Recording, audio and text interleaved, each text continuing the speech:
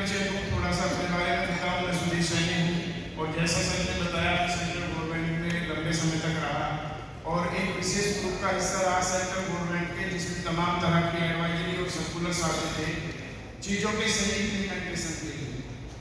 और इस बारे में या इस तरह के किसी विषय के बारे में मुझे मेरे जैसा नेगेटिव अभी नहीं मिला, ढूंढ रहा हूँ मैं। जितना नेगेटिव मैं था इस विषय के बारे में तो मैं ढूंढता हूँ अभी, शायद कोई मिले। लेकिन उस नेगेटिविटी को दूर किया और सारी चीज़ें, सर मैं वहीं आ रहा हूँ, तो अजीब अजीब घटनाएं हैं, घटती हैं जीवन में, अच्छी घटनाएं भी घटती हैं और जीवन में कुछ बुरी घटनाएं भी घटती हैं। कोई घटना जीवन में ऐसी घट जाती है जो पूरे के पूरे जीवन को बदल देती है। मेरे बारे में भी एक ऐसी घटना घटी, अब से तकरीबन 18-19 साल पहले की ये बात है, मैं उसकी बात करूँगा। लेकिन मैं परिचय अपना दे रहा था, तो मैं किसान परिवार से हूँ, बेसिकली 5 भाई हैं, 5 भाई हायर कैडर में काम करते हैं और मैं दूसरे नंबर पे हूँ। मेरे से बड़े वाले तो अब नहीं है, वो भी हायर कैडर में थे। मेरा पोस्टिंग मुजफ्फरनगर में रहा ज़्यादातर। मेरे से छोटे वाला करनाल में रहता है, सीएचडी सिटी में, 6 स्टेट है उसके पास में, कैंपसी ग्रुप में है वो। उससे छोटे वाला भाई हमारा पहले वो जालंधर में पोस्टिंग था, उससे पहले वो अमेरिका में था, आजकल वो गाजियाबाद में है और रीजनल कोऑर्डिनेटर है एक बड़े कॉर्पोरेशन में वो। उससे छोटे वाला भाई हमारा वो साइंटिस्ट है, कैम्ब्रिज में है वो। उसने जर्मनी से की पीएचडी और नीदरलैंड में फिर वो साइंटिस्ट हुआ।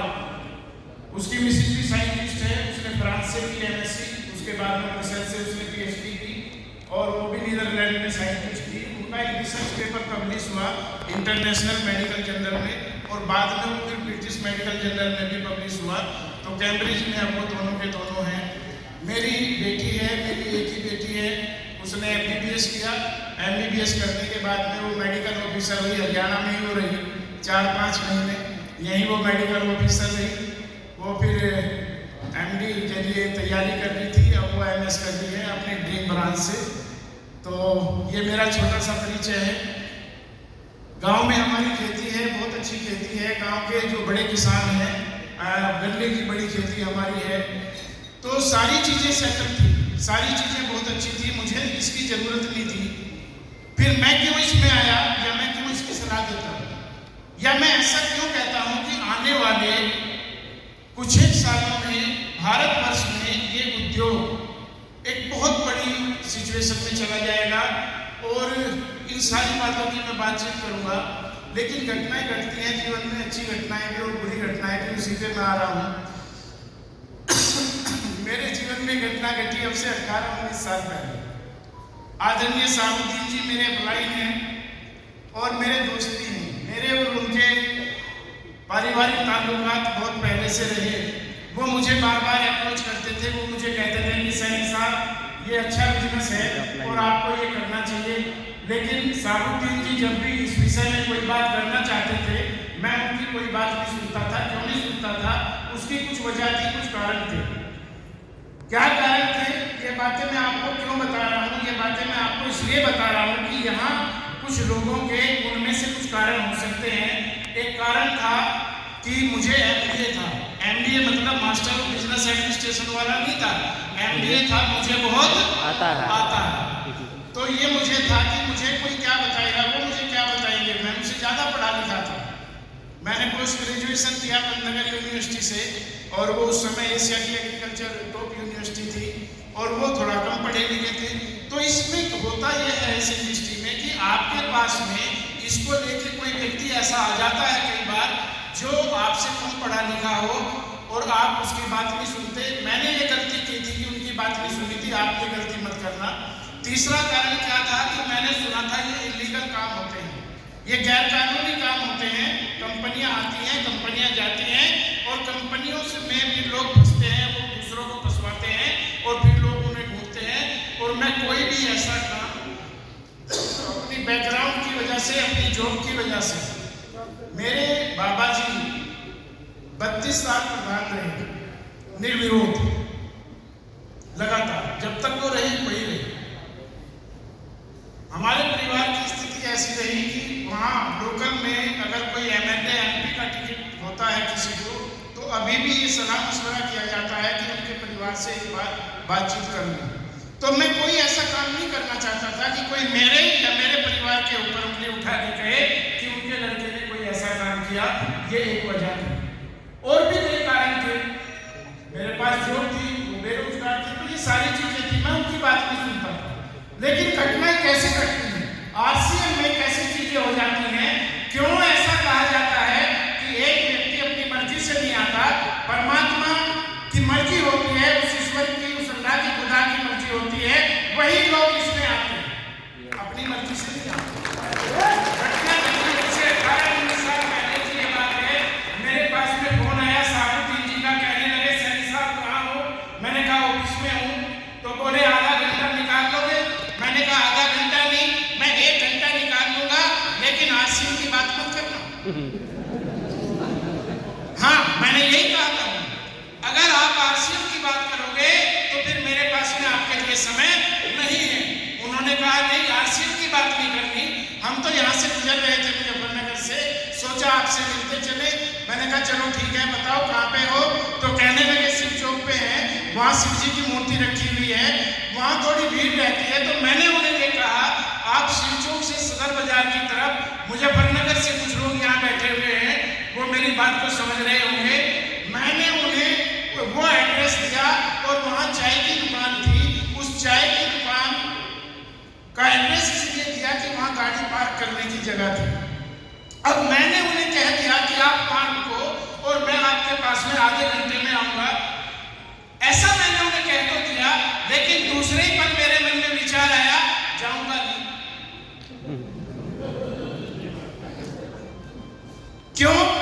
क्यों आया ये विचार?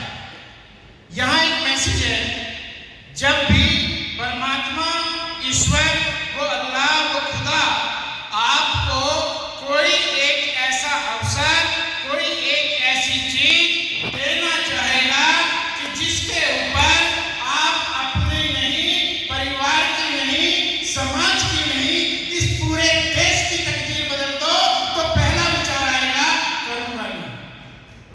इनबिल्ट है ह्यूमन सोल में ये, जब भी कोई बहुत बड़ा अवसर आएगा तो विचार आएगा, करूंगा। फिर अंदर से एक आवाज आई, कॉन्शियस से आवाज आई, अंतरात्मा ने कहा मुझे जाना चाहिए। एक व्यक्ति 200-250 किलोमीटर दूर से आया, चल के मेरे से मिलना चाहता है, मुझे जाना चाहिए। मैंने आवाज सुनी अंदर की, अंदर से आवाजें आती, उनको सुना करो। अंदर की आवाजें बाहर की दुनिया बदल देती हैं।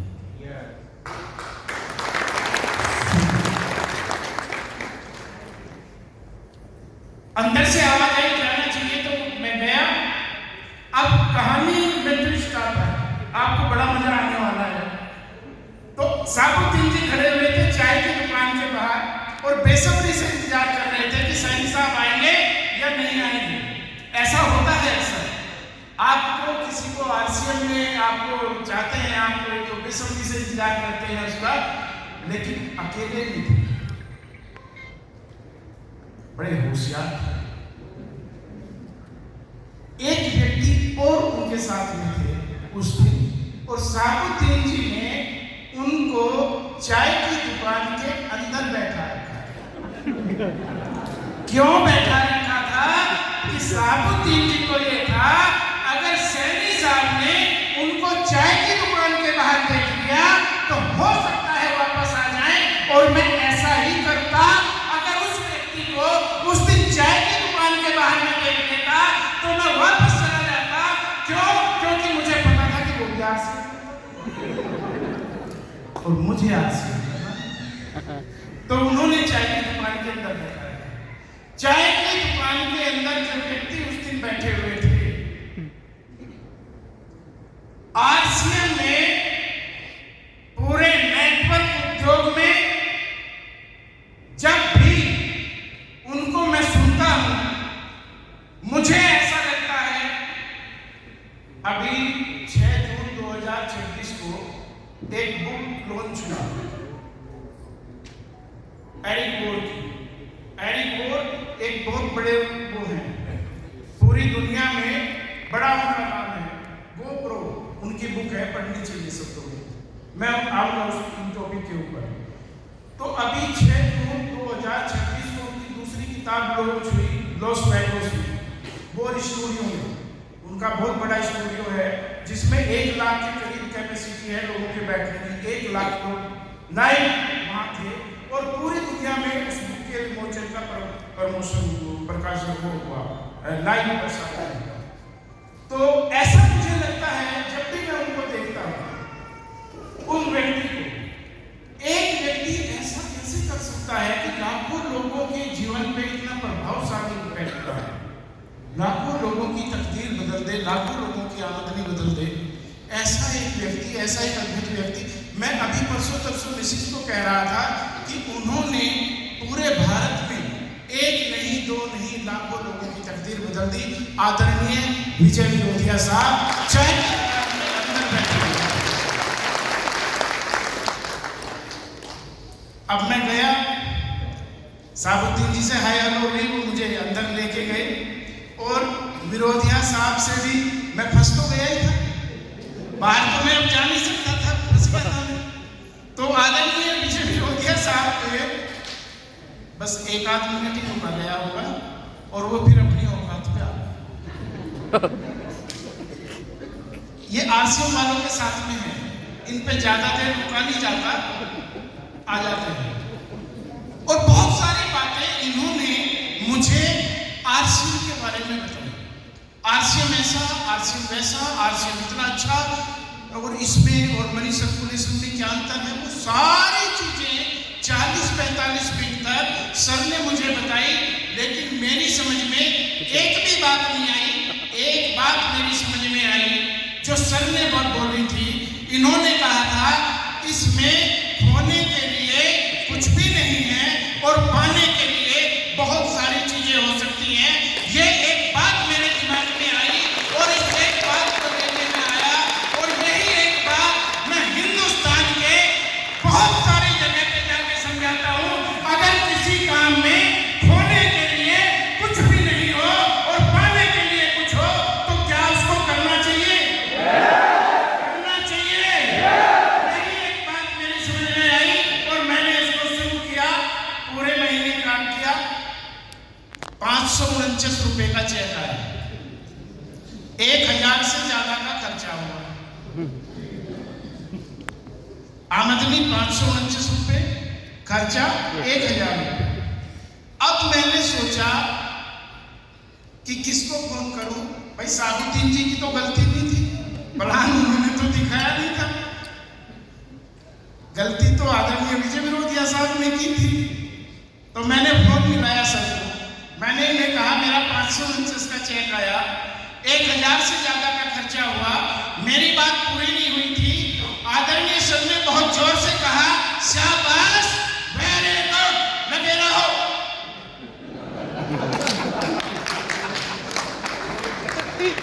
अब मैंने समझा उल्टा समझ रहे हैं, आमदनी ये समझ रहे हैं, लेकिन कोई बात उनके शब्दों में बात, लफ्जों में बात होती है, वजन होता है। बहुत अच्छा किसी ने कहा, घाव तलवार के गहरे भी हो, घाव तलवार के गहरे भी हो, भर जाते हैं। ये तो लफ्ज है जो दिल में उतर जाते हैं बालों की तरह। लफ्ज लगे रहो, और यही है कि इसमें बस लगे रहो, स्थिति कैसी भी हो लगे रहो। उनके ये 2 शब्द मेरे अंदर उतर गए, लगा। अब लगे रहने का परिणाम बहुत आगे तक यहाँ तक पहुँचा, इसमें मैं ज़्यादा नहीं जा रहा हूँ। अभी ये 1-1.5 साल पहले की बात है, 2 साल पहले की। मेरे एक मित्र हैं, अपर जिला अधिकारी हैं। अब बड़े बड़े लोग इसमें आ रहे हैं, बहुत अच्छे अच्छे लोग इसमें आ रहे हैं। तो मैं इसमें लगा रहा, सीखता रहा। सर ने मुझे कुछ किताबों के बारे में बताया, वो मैं पढ़ता रहा। एक काम मैंने जरूर किया था, इसको शुरू करने से पहले लगातार 6 महीने मैंने इसको स्टडी किया। इसके ऊपर करीब करीब मैंने 400 किताबें पढ़ी। एक किताब को मैंने कई बार पढ़ा। अब मैंने बहुत सारे रिसर्च पेपर इसके ऊपर मैं पढ़ रहा हूँ। करीब करीब 150 रिसर्च पेपर मैं पढ़ चुका हूँ, जो अलग अलग एजुकेशनल इंस्टीट्यूशंस में प्रकाशित हो रहे हैं इस इंडस्ट्री के ऊपर। तो मेरा पहला टॉपिक यही है बेटा, कहाँ गई राशि। अभी जो मैं बात करने वाला हूँ इसके बारे में, देखो क्या है कि यहाँ पे जगह जगह से लोग आए हैं, बहुत जगह जगह से लोग चल के आए हैं ना, बिहार से, झारखंड से, यूपी से, उत्तराखंड से आए हैं ना सर। इसका मतलब क्या है?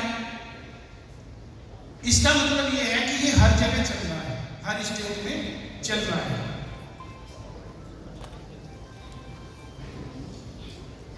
यहाँ कुछ ऐसे लोग होंगे जिनकी आमदनी 1000 से लेके 10,000 के बीच में है। एंगेज करेंगे एक बार, अभी बहुत सीरियस शुरू होने वाला है मामला अगले 15-20 मिनट। ऐसे लोग जिनकी आमदनी 10,000 से लेके 20-25,000 के बीच में है, एंगेज करेंगे एक बार प्लीज।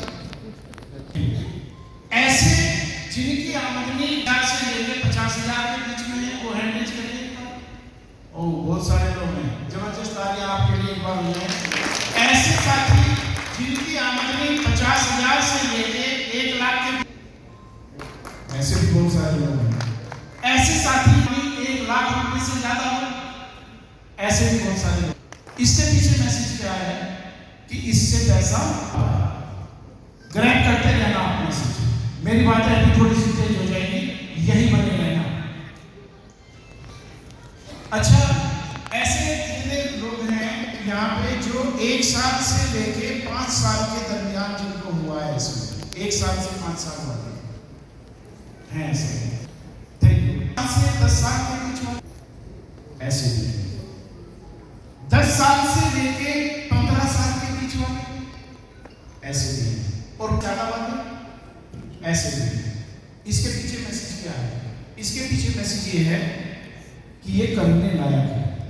अगर ये करने लायक ना होता तो 15 साल जीवन की कोई इसमें ना में आता। क्लियर हो रही है? तो इन चीजों के पीछे मैसेज। अब जो मैं ये बात आपसे करने वाला हूं कि हम यहाँ क्यों हैं, भाई बड़ी आ रही है, क्यों हैं हम यहाँ? हम यहाँ कि हम उससे कुछ ज्यादा करना चाहते हैं, उससे कुछ ज्यादा पाना चाहते हैं जो हमें आज तक मिला है। वो काम करते हुए जो हम आज तक करते आए, उससे कुछ ज्यादा पाना चाहते हैं, वही तो यहाँ पे है भाई। हाँ ना करते जीवन में 2 चीजों की बड़ी इंपॉर्टेंस है जो मैंने देखा। चूंकि मैं सेंट्रल गवर्नमेंट का एडमिनिस्ट्रेशन का व्यक्ति रहा, तो मुझे अनुभव है जो उनके बारे में। मैं बेसिकली किसान हूं, तो मुझे खेती का अनुभव है, और मेरे ऐसे बहुत सारे साथी हैं जो बड़े बिजनेसमैन हैं और राजनीतिक क्षेत्र से जुड़े हुए हैं, और अलग अलग, तो मुझे कुछ जानकारी उनके कामों की भी है। जीवन में एक बहुत बड़ा इंपॉर्टेंस है इस चीज की, सही कार्य का चुनाव। सही कार्य का चुनाव नहीं हो पाता। किसान को लगता है नौकरी वाला अच्छा, प्राइवेट नौकरी वाले को लगता है सरकारी नौकरी वाला अच्छा, सरकारी नौकरी वाले को लगता है डॉक्टर अच्छा, डॉक्टर को लगता है नहीं ठेकेदार अच्छा, मेरा काम तो अच्छा नहीं, सबको दूसरे का काम अच्छा लगता है। मोर देन 90% लोगों की यही प्रॉब्लम है कि उन्हें अपना काम अच्छा नहीं लगता, और उस काम के बारे में जिसमें उन्होंने 20 साल, 25 साल, 30 साल, 40 साल लगा दिए, 60 साल के बाद अगर ये सोचना पड़े ये काम मेरा अच्छा नहीं है, तो अभी सावधान हो जाना चाहिए। और दूसरी इंपॉर्टेंट बात है, सही काम मिल भी जाए तो सही काम को सही तरीके से करने का चुनाव ये नहीं हो पाता। भले ही आरसीएम करते हुए दिखाई देते हैं उन लोग, मैं बड़ी शिद्दत से कर रहा हूँ, बड़े ऐसे कर रहा हूँ, लेकिन अभी बहुत सारी चीजें हैं। तो हम यहाँ क्यों हैं? उससे कुछ ज्यादा पाना चाहते हैं। किससे? आरसीएम से। इसीलिए है ना यहाँ। तो आरसीएम क्या है वैसे? क्या है आरसीएम? क्यों माने इसको कि ये सबसे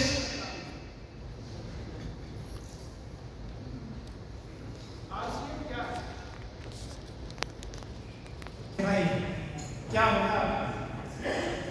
आरसीएम सिस्टम है जो डायरेक्ट सेलिंग इंडस्ट्री के ऊपर काम करता है, ठीक है। डायरेक्ट सेलिंग इंडस्ट्री, इसको नेटवर्क मार्केटिंग या MLM के नाम से लोग जानते हैं, तरह तरह के नामों से, तो उसके ऊपर काम करने वाली एक कंपनी है जो RCPPL है। अब तो बेसिकली RCP नहीं कह सकते इसको, RCL consumer products private limited, जो डायरेक्ट सेलिंग के ऊपर काम करता है। अब ये डायरेक्ट सेलिंग के ऊपर जो है, इसके ऊपर थोड़ी सी हम बातचीत कर लेते हैं। बहुत सारे लोगों को जो कुछ ये है वो तो ये दिखाई नहीं देता, और जो ये है नहीं है वो ये मानते हैं। You have to understand the industry what you are reeling. Direct selling क्या है?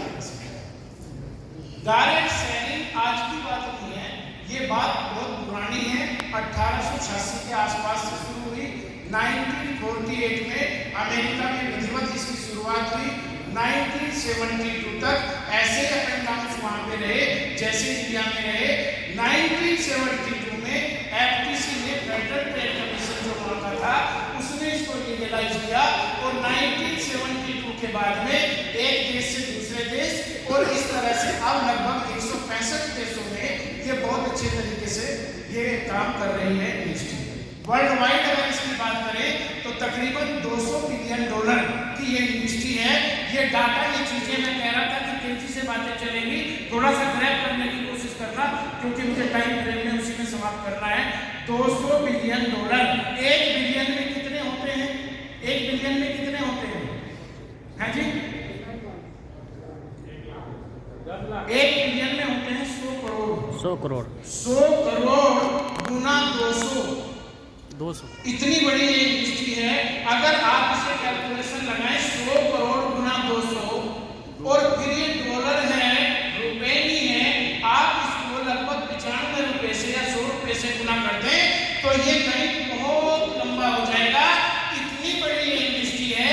$200 बिलियन इंडस्ट्री को अभी पूरी दुनिया में जो इन्वॉल्व हैं लोग, वो करीब करीब 10 करोड़ लोग हैं।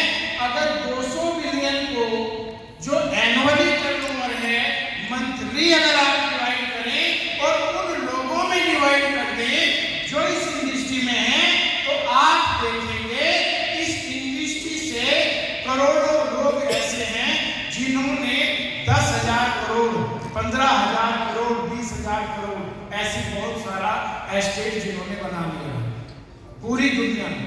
भारतवर्ष में इसकी स्थिति क्या है?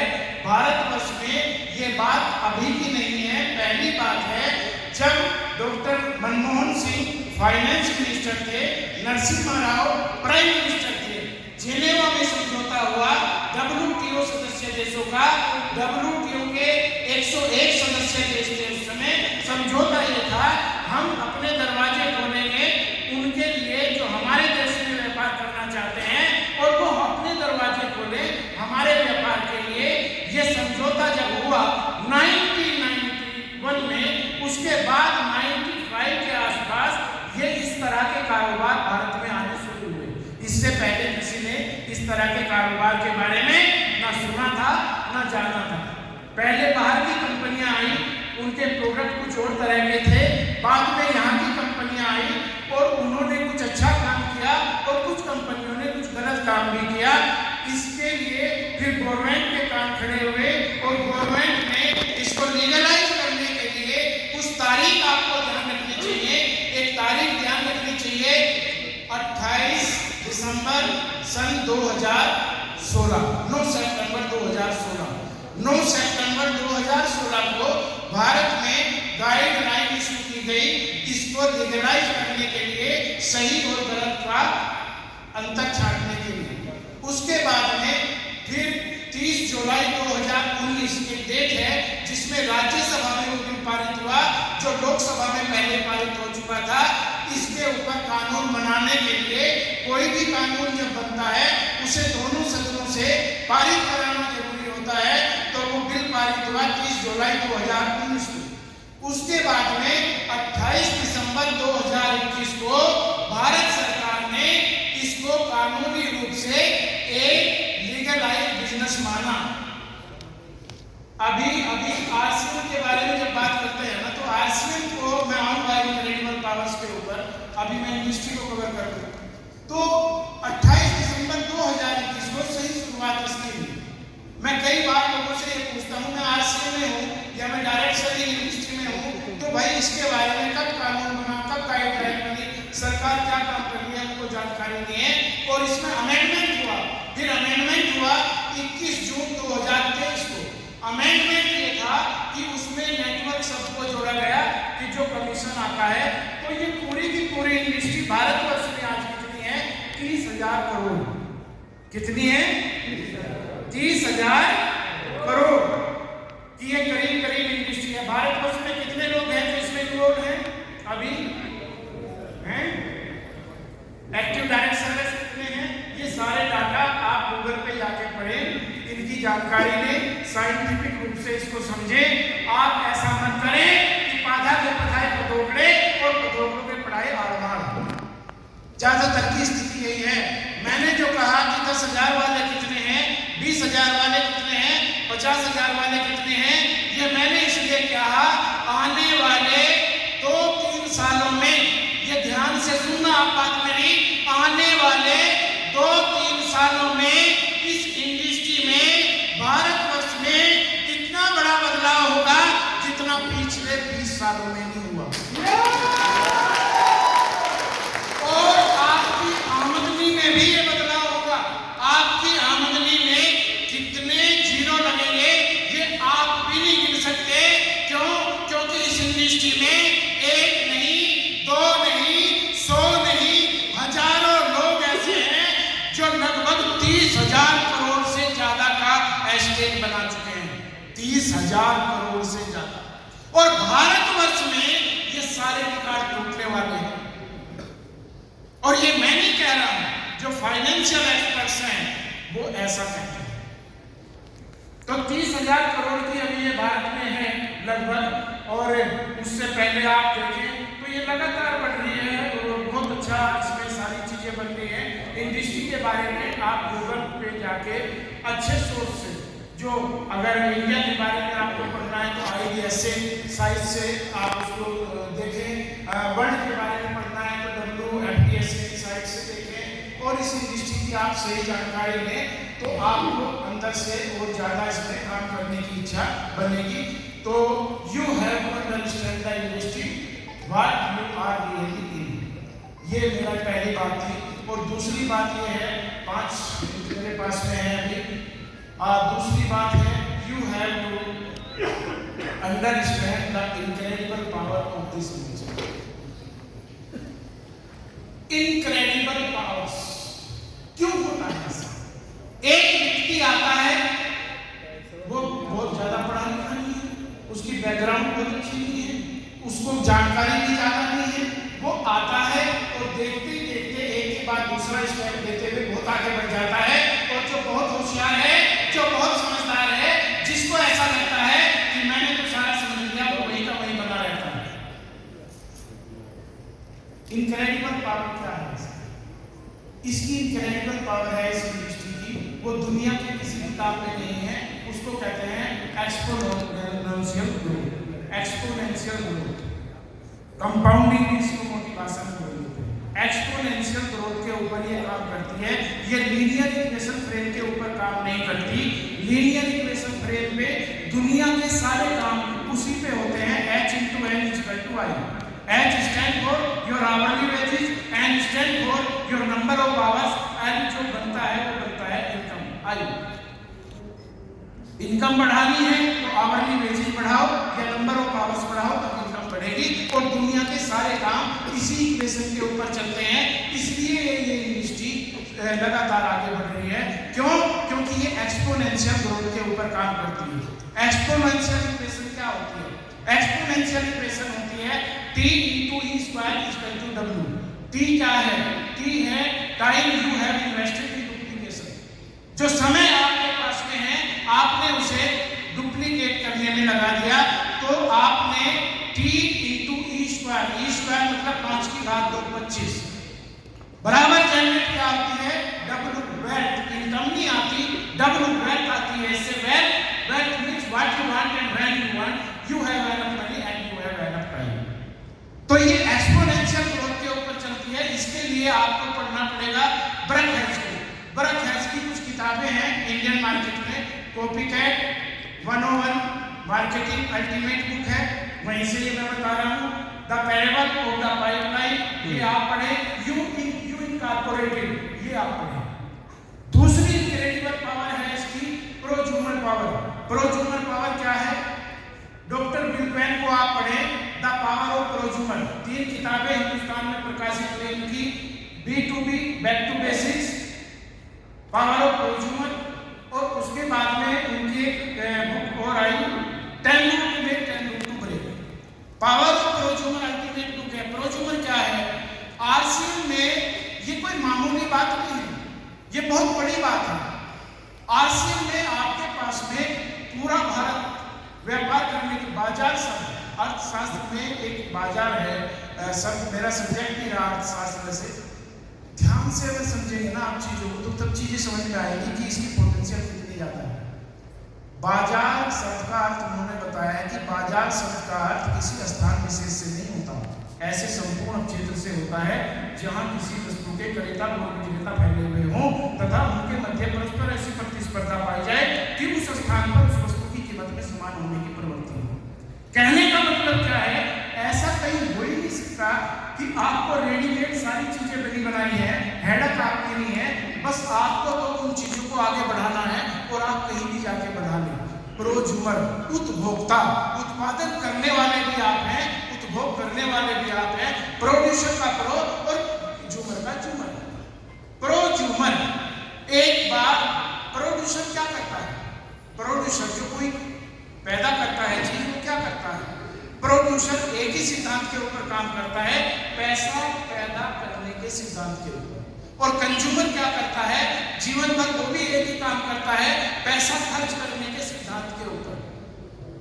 तो जो पैसा पैदा करता है वो करोड़पति बनेगा, या जो पैसा खर्च करता है वो करोड़पति बनेगा? कौन करोड़पति बनेगा? जो पैसा, जुए घर के मालिक से पूछा एक बार किसी ने, मुझे वो दांव बताओ जिसमें सबसे ज्यादा संभावना हो पैसा बनने की।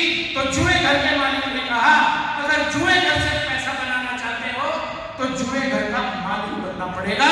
क्यों? क्योंकि पैसे उसी के पक्ष में दिए जाते हैं। आप बातों को समझो ध्यान से।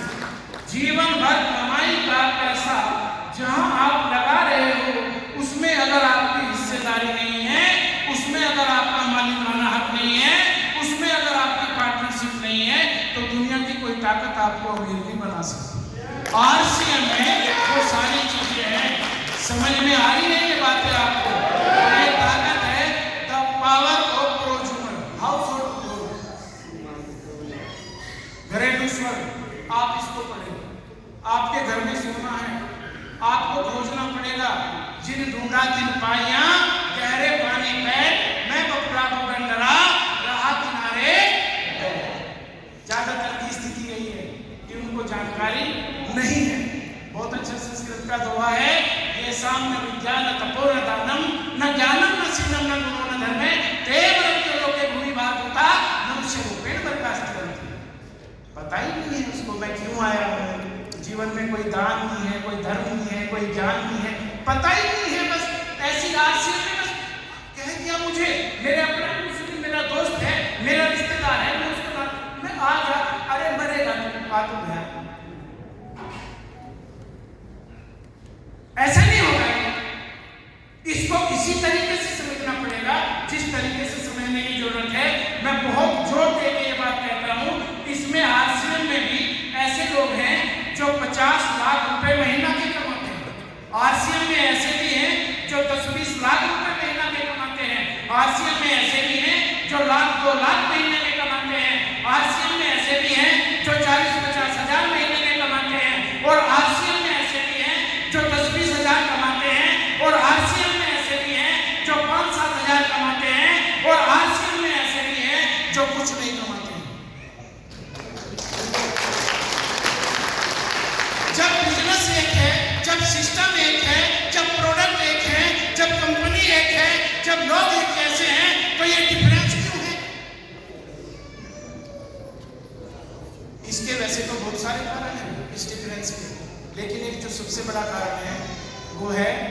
पिबन्ति दध्येन स्वमेव नाभ्या सोम्य खादन्ति परागं रक्षा नादन्ति शस्यं खलु वालिवाः परोपकाराय संतापः। नदी अपना जल अपने आप में पीती, न वृक्ष अपने फल अपने आप खाते, दूसरों को बांटते हैं, दूसरों को देते हैं। और यहाँ सबसे पहले क्या है, मेरा हो जाए होने का नहीं।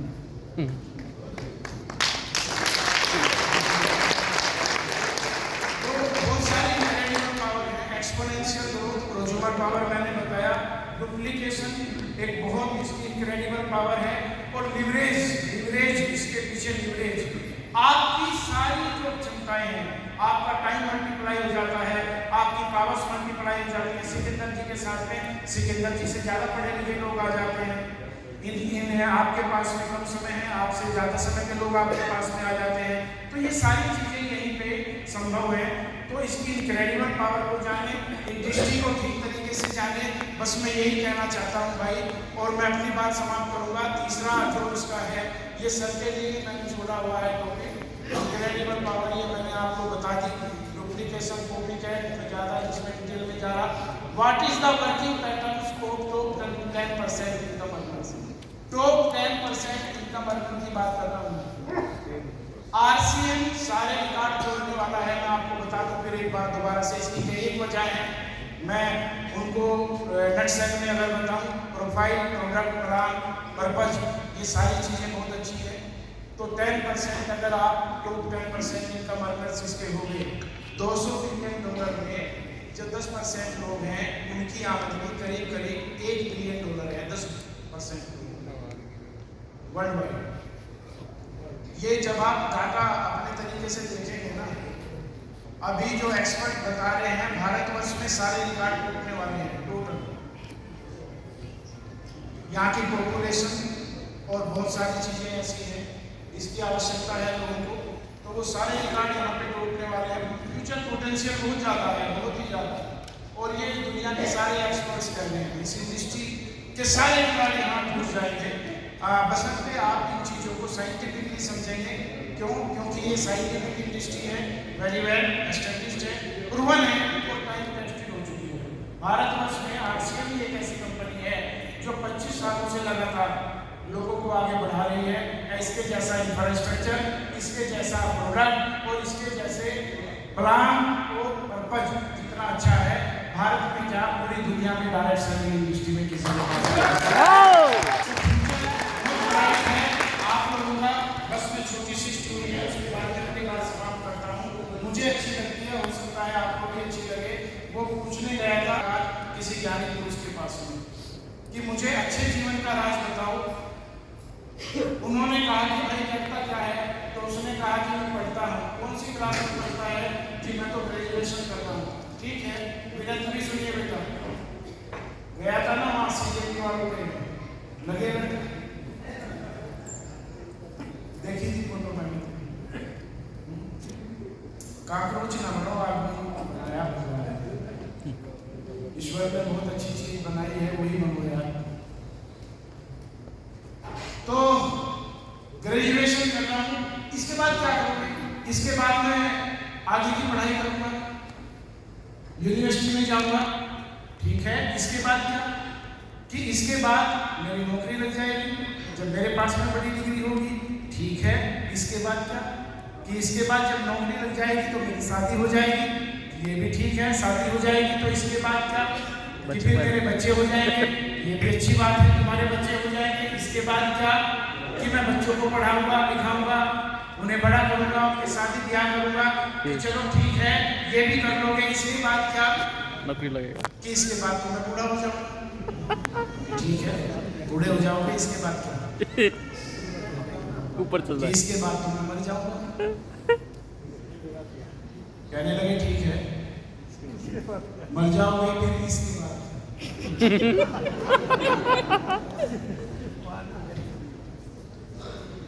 तो कहने लगे इसके बाद क्या? ये तो मुझे नहीं पता।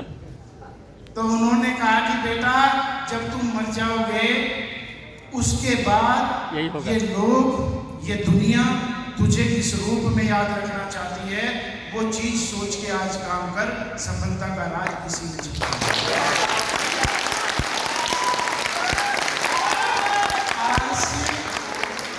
आरसीएम को अभी 22 तारीख में सर किसी जी का फोन आया, तो मैं उन्हें भी कई बार ये कह देता हूँ, आरसीएम को या तो आप समझते हो या मैं समझता हूँ।